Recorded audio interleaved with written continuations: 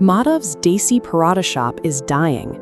The flour is spoiling in the bins, the potatoes are beginning to rot, and another day has passed without a single customer crossing his threshold. If tomorrow looks exactly like today, he will lock his doors for good. Right next door, the reality is entirely different. Chuni Lal's sweet shop is thriving, a constant flurry of exchanging coins and loud, happy customers. Chuni Lal makes sure his neighbor hears about it too. He openly mocks Madhav's old-fashioned parathas, chipping away at the failing merchant's confidence until Madhav is ready to completely surrender. Right at this breaking point, the village's most chaotic resident, Gajju Bhai, crashes into the shop, completely unfazed.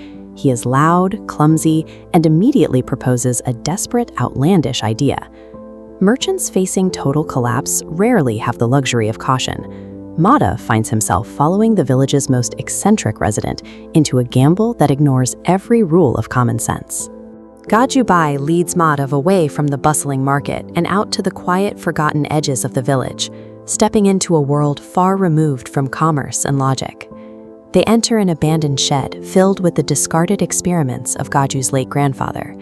There are bicycles with square wheels, cricket bats loaded with heavy springs, the artifacts of a man who worked outside the laws of conventional engineering.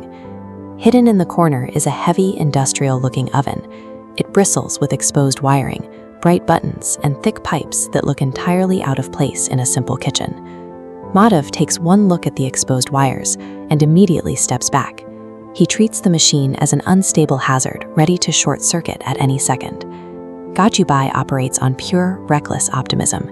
He heaves the massive machine all the way back to the empty shop, shoves a fresh paratha inside, and slams his hand down on the biggest red button he can find. Under normal circumstances, a struggling cook would never plug in a mystery box found in a scrap pile, but with his livelihood vanishing, Madhav closes his eyes and lets the experiment run. The second that button goes down, the machine erupts into a violent shudder. The entire metal frame rattles against the countertop, as if a miniature earthquake is trapped inside. The thick exterior pipes heat up with terrifying speed, shifting from cold iron to a blinding, vibrant orange. Madhav braces himself, convinced the contraption is seconds away from a catastrophic failure. Then, the violent shaking stops instantly. A soft, clear chime rings out, and total silence falls over the room. Gajju holds his breath and carefully pulls open the door. The paratha inside is encased in a thin, shimmering layer of gold, while remaining impossibly soft and steaming hot. Gajju rips off a piece and throws it into his mouth. Instantly, his entire posture changes. His exhaustion vanishes, replaced by a sudden, surging wave of physical vitality and strength. The heat from the oven does something to the raw ingredients, infusing the meal with a restorative charge that repairs the body on contact. To test this effect on someone else, they offer a piece of the glowing food to old Kaki, a village elder who has suffered from chronic knee pain for years. She takes one bite, closes her eyes, and stands completely upright. The pain vanishes so fast that she lets go of her walking stick entirely. Word of a miraculous, pain-relieving golden meal spreads instantly.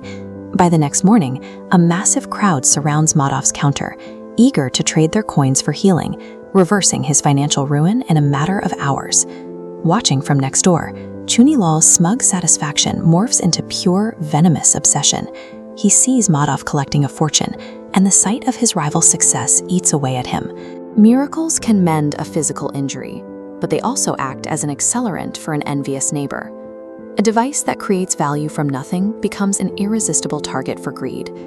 That night, after the market empties out, Chuni Lal breaks into Madhav's shop with an iron rod. He cries open the shutters, hoists the incredibly heavy oven onto his shoulders, and drags it into his own kitchen. He treats the machine like a simple transactional tool. In his mind, the mechanics will obey whoever happens to be pushing the buttons, regardless of who built the device or why. Shoving a raw piece of dough inside, he randomly mashes the controls. He demands the machine run faster, pushing it to its limits in a blind rush to generate his own fortune. This reckless use sets up the ultimate test of the grandfather's engineering. Will the artifact process any input it receives, or will it judge the intent of the operator? The machine violently rejects the greedy input. Instead of a warm orange glow, the pipes turn a toxic black. and the entire metal casing rattles aggressively as dark exhaust fills the room. The door flies open, launching a charred, rock-hard stone directly into Chanilal's face, leaving him burned and soot-stained on the floor. When Madhav and Gajju track the stolen property down the next morning, they find Chanilal covered in black ash, completely defeated by his own attempt to steal his way to success. The oven continues to smoke and spark until Gajju steps forward. The moment he gently places his hand on the metal, the violent shaking stops and the machine powers down. The machine rests back on Madhav's counter, returning to its steady, rhythmic chime. It yields its golden gifts to the same hands that built the business, refusing to work for anyone who tries to bypass the effort.